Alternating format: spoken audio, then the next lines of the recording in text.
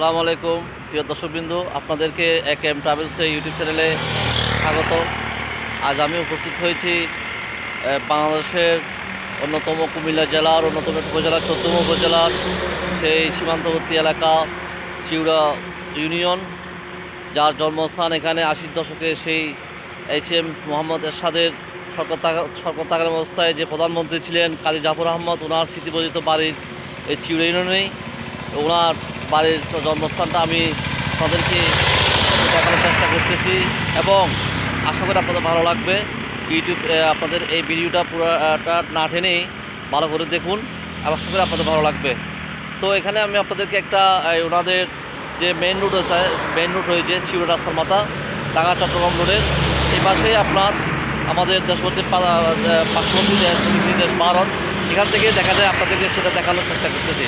দর্শকবৃন্দ, আপনারা দেখতে পাচ্ছেন এটা highway road, Dhaka Chittagong highway road দেখতেছেন আপনারা দেখতেছেন এটা চট্টগ্রামে চলে যাচ্ছে দিকে, আর এদিকে ঢাকার দিকে চলে যাচ্ছে, আপনারা দেখতে পাচ্ছেন।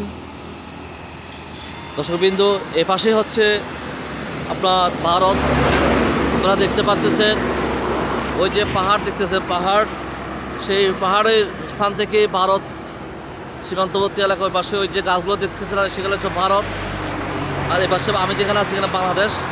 এটা হচ্ছে সীমান্তবর্তী এলাকা, যেটা চিউড়া রাস্তার মাথা বলা হয় ১৪তম উপজেলার। ঠিক ও পাশে যে পাহাড় বেষ্টিত এলাকা দেখছে সেটাই ভারত, আর এ পাশে বাংলাদেশ। খুব মনোরম দৃশ্য, বাংলাদেশের সেই চেনা সবুজ ঘেরা বাংলাদেশ আপনারা দেখতে পাচ্ছেন।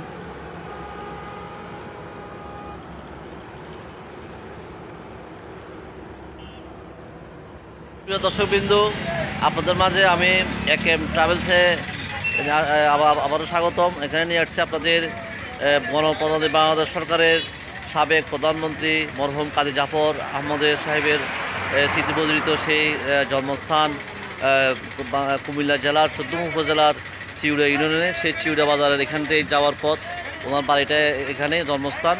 তো আপনাদেরকে একটু ঘুরে দেখানোর চেষ্টা করতেছি। এটা হচ্ছে সেই মেইন রোড, এই চিউড়া বাজার ওনার বাড়িতে যাওয়ার পথ এখানে ছিল, আর এখন চিউড়া বাজার স্ট্যান্ডটা আপনারা দেখেন।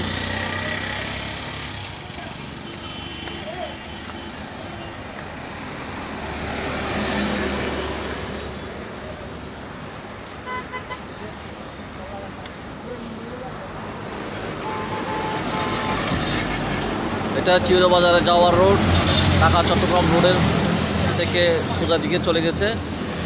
সাবেক প্রধানমন্ত্রী কাজী জাফর আহমদ সাহেবের বাড়ি এখানে, জন্মস্থান এখানে, বাড়ি এখানে আপনারা দেখতে পাচ্ছেন। এটা সেই বাস স্টেশন, এখান থেকে ঢাকা চট্টগ্রাম উদ্দেশ্যে মানুষ আনা হয় এবং এটা প্রধানতম road, Dhaka Chittagong highway road যাকে বলা হয়। এই পর্যন্ত আপনাদেরকে দেখানোর চেষ্টা করছি, ভবিষ্যতে অন্য কোনো স্থানে আপনার সাথে দেখা হবে। এতটুকু সবাই ভালো থাকি। আসসালামু আলাইকুম ওয়া রাহমাতুল্লাহি ওয়া বারাকাতুহু।